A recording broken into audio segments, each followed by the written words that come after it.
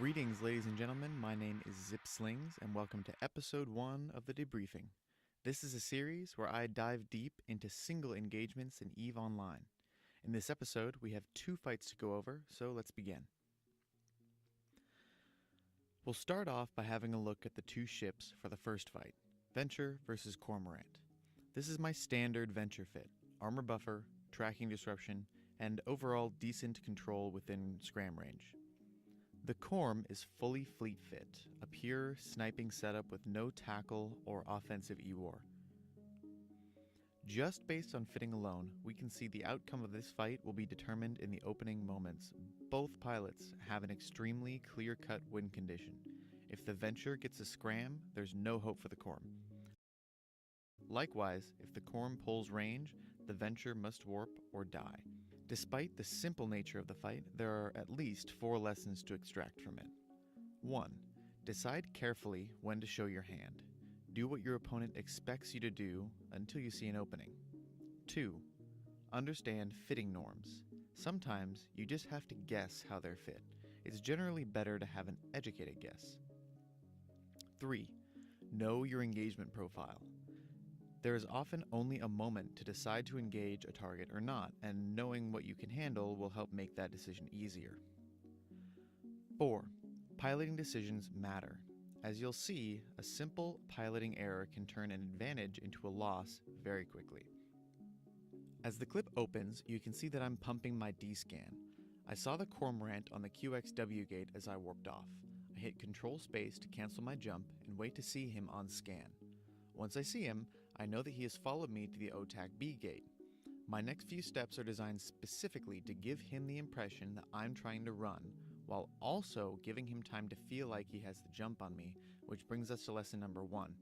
I am waiting until he has made a mistake to even hint that I might want to fight. I also temper this by not giving him so much time that he can pause to consider his options. I need to force his hand, and waiting too long will increase the chances that he makes a good decision.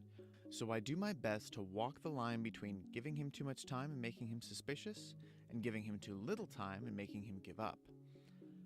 I wait until he lands before jumping the gate. I'll pause briefly here to note that if the servers had been working correctly, he would not have appeared next to me, and I would generally not have waited this long to jump. In situations like this, I would recommend jumping as they finish decelerating so that you jump as close to the same time as them as possible. You can see by the flash on his ship here that I still end up managing to get this timing correct anyways. We jump the gate together, and you'll notice that I pause before aligning to the next gate. I don't know his ping or how quick he is with his decisions, so I give him a moment to decloak and signal to me what he's planning. Since he doesn't decloak, I decide that he has taken the bait and is waiting for me to decloak first. This is a really subtle psychological game, but ultimately his patience says that he wants me to make the first move, which I do. It takes him much too long to decide to decloak, but I'll chalk that up to indecision, especially considering that we now know that he has no tackle. But I had assumed his fit already, which brings us back to lessons 2 and 3, which are closely linked.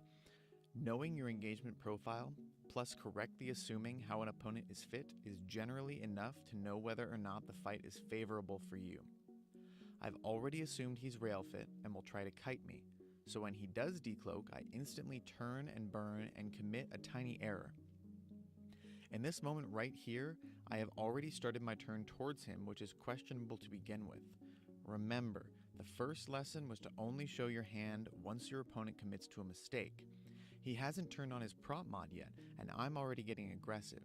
There is a solid argument to be made that this was the opportune moment to turn, because I had already laid sufficient bait, but if he had piloted correctly and forced me to run, it would be very unlikely that he would follow me to the next gate at 0 with an aggression timer.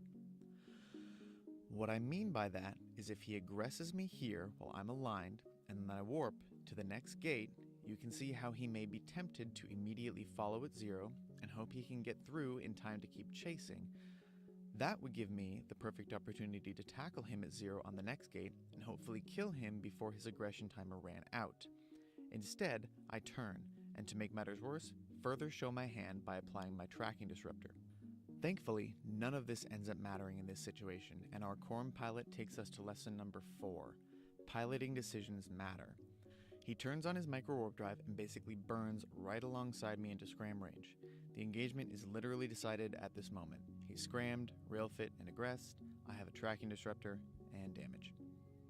Now that we've got that out of the way, let's look at it again through a new lens. This will be my venture versus a retribution. My fit is the same, and the retribution is fit like this. His advantages are even more pronounced than with the Corm, but the same danger remains if he gets scrammed. Before I roll the clip, I need to mention that I had no idea that the Assault Frigate meta included beams for the retribution. As we start rolling, you'll see my cursor disappear off screen as I look up the common fit for the retribution and find, to my surprise, that is beams. This is essentially my entire reason for engaging in this fight, and is a good restatement of lessons 2 and 3. I also don't take the precaution of aligning out this time to get him to bite. Remember how the Corm was hesitant? Well, the retribution is eager, already decloaked and looking a lot like a shark that smells blood. He is not about to think twice about shooting me, so I go right for him. Despite that, the lesson here is the same. My remaining cloaked for over 30 seconds gives him the impression of fear on my part. I essentially kill 2 birds with 1 stone here, and use my cloak time really efficiently in the process. We already talked about 1, 2, and 3, so all that's left is 4, and it happens almost immediately. Now before we write this off completely as an AFK fight, I want to draw attention to the only thing that I micromanaged this entire time, my afterburner. My only concern at this point is him getting enough range that my orbit elongates enough that my transversal drops and he can track for a few shots. So throughout the minute and change engagement, I keep a very close eye on his vector line and range, trying to judge when I might need to overheat the afterburner to keep my orbit stable.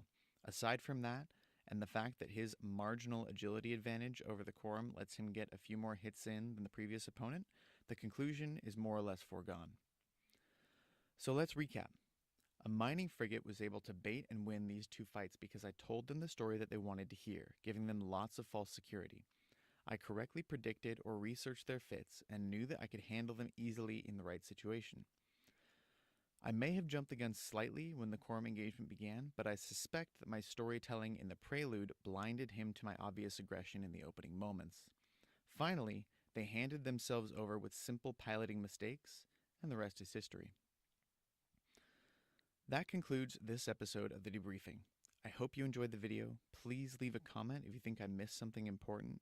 Let me know what you think of this format, and if you have any footage of yourself or someone else that you would like to see analyzed, feel free to leave a comment, find me on Twitter, the EVE Discord, God help us, or simply contact me in-game. This has been Slings, and thank you for watching.